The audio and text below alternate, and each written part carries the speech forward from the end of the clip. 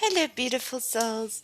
Today we are diving into the fascinating connection between the phases of the moon and your magic. Now, some people will tell you that spells can only be cast at very specific times, at certain moon phases, on certain days, and even certain hours. Now, honestly, I find that too restrictive. Personally, I let knowledge and intuition guide me. If the timing feels right, I'll cast.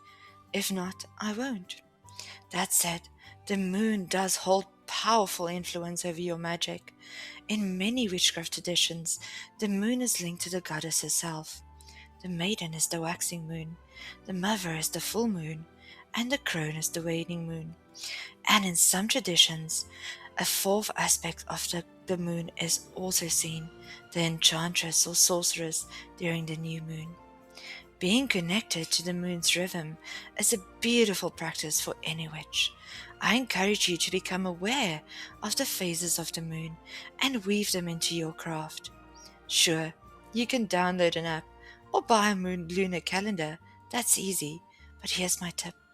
Write the moon phases down yourself, at least once a month, in a notebook or a calendar. This simple act will build your intuitive bond with the moon's cycle, which will strengthen your practice over time. So let's explore the phases of the moon together. Starting from the first visible waxing phase, we have the waxing crescent, the first quarter, the waxing gibbous, the full moon, the third quarter, waning crescent, and finally the new moon. Now that we've outlined the moon phases, let's begin with the waxing crescent, the waxing moon. This phase is deeply connected with the maiden aspect of the goddess. In fact, the first quarter and waxing gibbous also fall under her domain. The waxing moon is all about growth, expansion, and new beginnings. It is the perfect time to work magic that helps you attract and build. Think of it as planting seeds that will grow stronger with each passing day. During this phase, powerful spells include prosperity and job spells, love and friendship spells, money and success spells, basically any magic that supports growth, opportunity, and forward momentum. And this will thrive under the waxing moon. Now, we are going to look at the goddess at her maiden phase. She's curious, adventurous, and full of potential. As she grows, so too does her magic. This is a time of discovery, learning, and setting intentions that will flourish. Here are some wonderful correspondences to note in your own book of shadows. Remember, this list isn't exhaustive, and I encourage you to explore and add your own. Crystals would be citrine for abundance, aventurine for luck and growth, clear quartz for amplification, and moonstone for cyclical alignment. Herbs would be basil for prosperity, rosemary for clarity, cinnamon for speed and success, mint for invigoration. Candle colors are white, which is a general color, green for money, pink for love, orange for opportunity, and gold for success. Here's a little challenge for you. See if you can discover two more associations with the waxing moon, maybe a crystal, a herb, or a color, and add them to your practice. This way, you're not just learning, but actively building your own connection with the lunar magic. With the waxing moon covered, we will move on to the full moon next. This is the mother phase, where energy peaks and magic shines brightest. Now let's move on to the full moon, the radiant mother phase of the goddess. In the charge of the goddess it is written, and whenever you have need of anything, once in a month, and better it be when the moon is full, then you shall assemble in some secret place and adore the spirit of me, who is queen of all witchcraft. The full moon is a sacred time, often celebrated as an Esbat. Covens gather to cast spells, charge jewels, and perform divination. When I was part of a coven, we were honored every full moon with a ritual, working for ourselves, our members, and even our wider community. Now, even though I don't consider myself Wiccan, I deeply respect this wisdom. For 3 nights, the day before the full moon itself, and the day after, the Mother Goddess is with you. Almost any magic can be performed during this time, but I especially recommend spells of growth and transformation, such as a new job opportunity, meeting someone new, business success or prosperity. Spells cast under the full moon often manifest quickly, marking this phase worth waiting if you're seeking true transformation. But remember, transformation can shake things up. Magic may lead you down unexpected paths and sometimes can bring short, poor periods of uncertainty. Trust the process. The goddess works for your highest good, even if the journey feels unpredictable. The full moon is also the perfect time for magical housekeeping, such as making moon water, charging jewels and crystals, deepening your connection with the goddess, practicing divination, such as tarot, rune, scrying, or dream magic.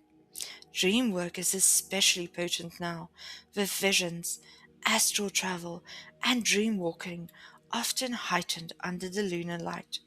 Here are some correspondences to note for the full moon. As always, I encourage you to add at least 2 more of your own. Discovery is part of your journey. Crystals, moonstone for intuition, selenite, cleansing, clear quartz, clarity, or amethyst, wisdom. Herbs and scents, mugwort for psychic vision, lavender for peace, sandalwood for grounding, and rosemary for cleansing. Candle colors could be white for clarity, silver for lunar energy, blue for peace, purple for intuition, and yellow for confidence. I will be posting a dedicated full moon spell soon, so I won't go too deep in here, but stay tuned until the end of the video. I'll share a short connection spell to help you strengthen your bond with the lunar energies. For now, let's continue on to the waning moon. Now that we've explored the full moon, let's move on to the waning moon, which includes the waning gibbous, the third and last quarter, the waning crescent.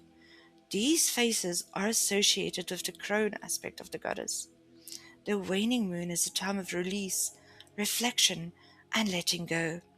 The crone teaches us wisdom through endings, showing us that release is just as powerful as growth. This is the perfect time for breaking bad habit spells, banishing negative people, thoughts, or behaviors, cleansing and purification rituals, and protection magic, reversal magic with caution. So, for example, you might cast a spell to stop crossing paths with someone who upsets you, or cleanse jewels to rededicate them for new purposes. A word of caution on reversal magic. It is tricky. Personally, I'm not a big fan, unless it's a simple return to send a spell. Often, once magic is set in motion, it creates ripples that can't always be undone. For instance, if you cast a truth spell and someone reveals what you've asked for, no reversal spell can ever make you unhear that truth. So be mindful. Sometimes trying to reverse magic can disappoint or even worsen the situation. Here are some correspondences for the waning moon. As always, I encourage you to add at least 2 more of your own to deepen your practice. So crystals will be black obsidian for protection, bloodstone for release, amethyst for wisdom, and smoky quartz for grounding. Herbs and scents could be mugwort for banishing, rosemary for clearing burdens, sage for purification, and frankincense for introspection. Candle colors black for banishing, purple for wisdom, blue for peace, and dark brown for stability. The waning moon reminds us that endings are not failures, they are opportunities for renewal. With this wisdom, we'll move into the new moon next, where the cycle begins again. So now we arrive at the new moon, the final phase before I share a special moon connection spell with you. In some traditions, the new moon is seen as the enchantress or the sorceress. This is a truly powerful time for magic. Like the full moon, it supports transformative spells, but it also carries the energy of new beginnings.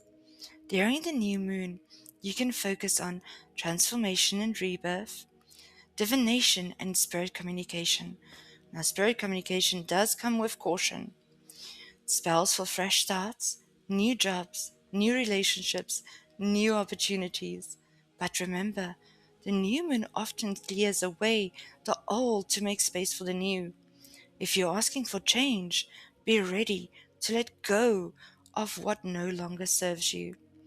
Divination and spirit communication are also especially strong now. If you're not ready, do not force it. Spirits are real, and entering with fear and negativity can affect your results. Take your time, grow into your power, and learn to embrace the shadow without fear. It's a journey. Here are some correspondences for the new moon. As always, add at least two of your own to deepen your practice. Black moonstone, new beginnings. Laborite, transformation. Clear quartz for clarity.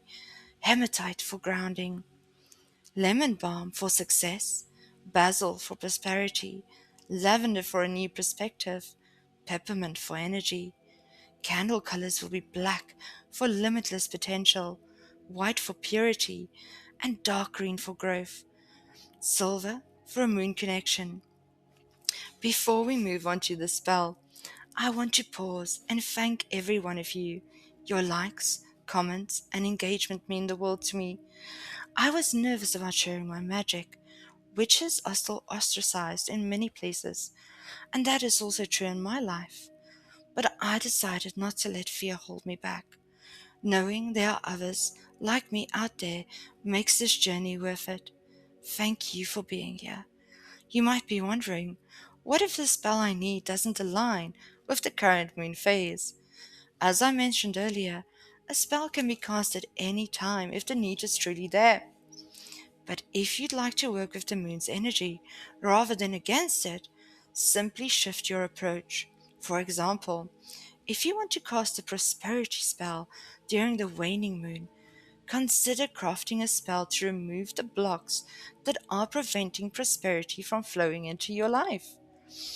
In fact, these kinds of spells often work even better. Why? Because they require deeper thought and intention, aligning with your magic and the moon's energy in a more creative and intuitive way.